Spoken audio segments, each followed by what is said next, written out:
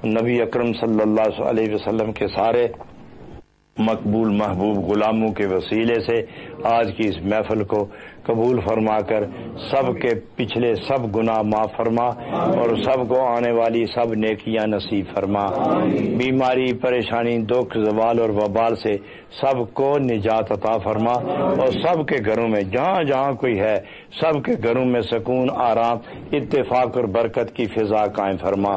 ربنا تقبل منا انک انت السمیع العلیم وتب علینا انک انت التواب الرحیم برحمتک یا اللہ۔